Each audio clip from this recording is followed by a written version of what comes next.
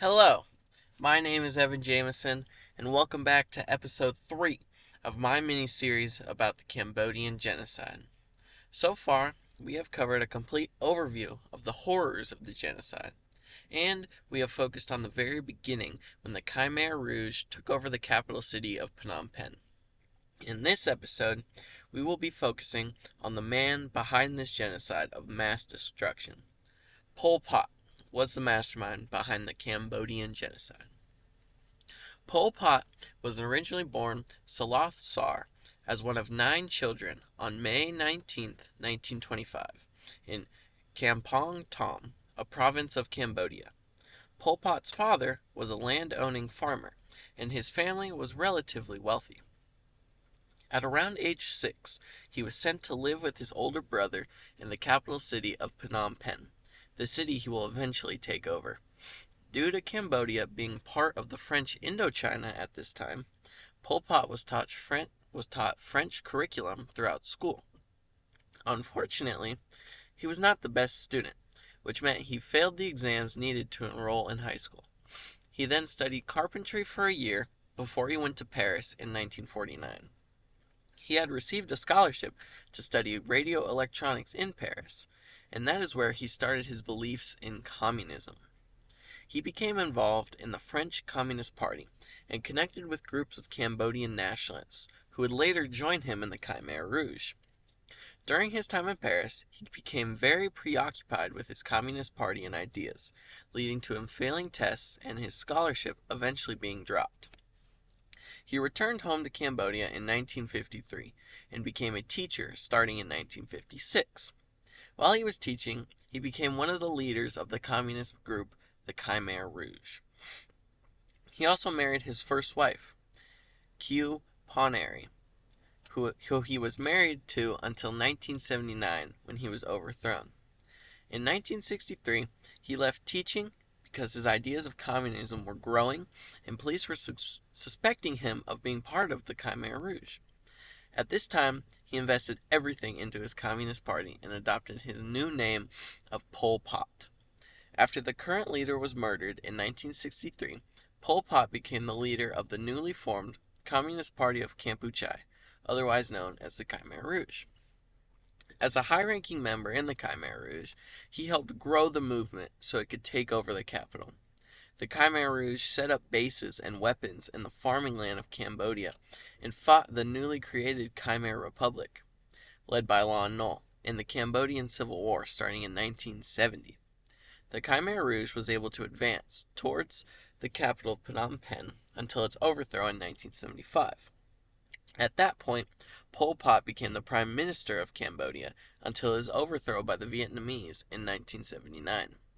When the Khmer Rouge was overthrown, Pol Pot fled to the border with Thailand, where he continued to lead the Khmer Rouge in their fight against Vietnam. He married his second wife, Mae Sun, in 1985, and they stayed together until his death. In 1997, Pol Pot was arrested by fellow members of the Khmer Rouge who had turned their backs on him and forced him to live the rest of his life under house arrest. He passed away due to natural causes on April 15, 1998, in An Long Vang on the border of Cambodia and Thailand. He was 73. Pol Pot had one daughter throughout his life, named Salot Sitha, with his wife Mae Sun. When Pol Pot was the Prime Minister of Cambodia, he implemented his radical communist tactics to rid Cambodia of Western influences. He did this through the Cambodian genocide.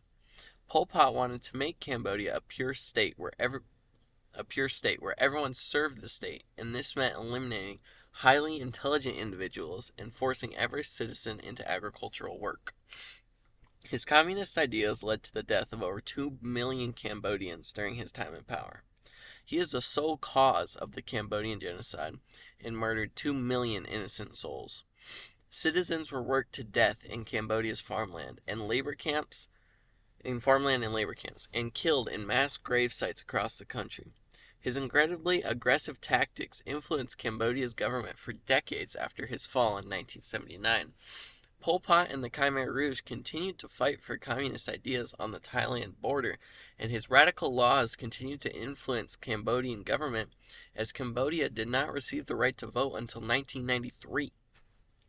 Pol Pot had not been the leader of Cambodia for over 50 years, but the effects he left on the people of Cambodia can never be changed. In an article from VOA Khmer News, a woman named Mao Sarum talks about her memories of the Khmer Rouge.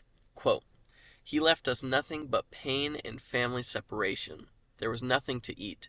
It was very difficult. We were forced to work up to 15 hours a day in the rice fields, and we cleared forests to make way for new farmland."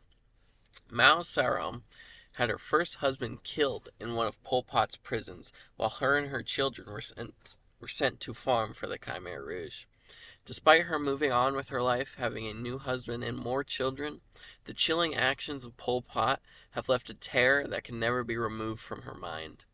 There are millions of people who are affected by Pol Pot's rule, just like Mao, and another one of those individuals is Susie Hem.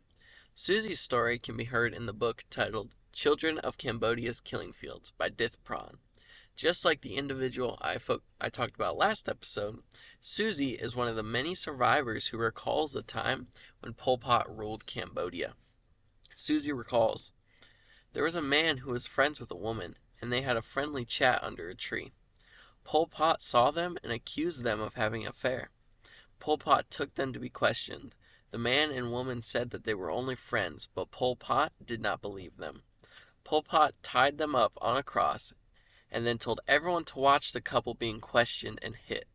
The lady was pregnant and was hit until she lost the baby and died. The man was also beaten to death." Just like Mao, Susie and her family were severely affected by Pol Pot's reign of terror. His radical ideas of transforming Cambodia and removing all Western influences led to the death of millions. Pol Pot will go down in history as one of the world's most heinous dictators. I hope you enjoyed this episode about Pol Pot, and I can't wait for the next one. Thank you.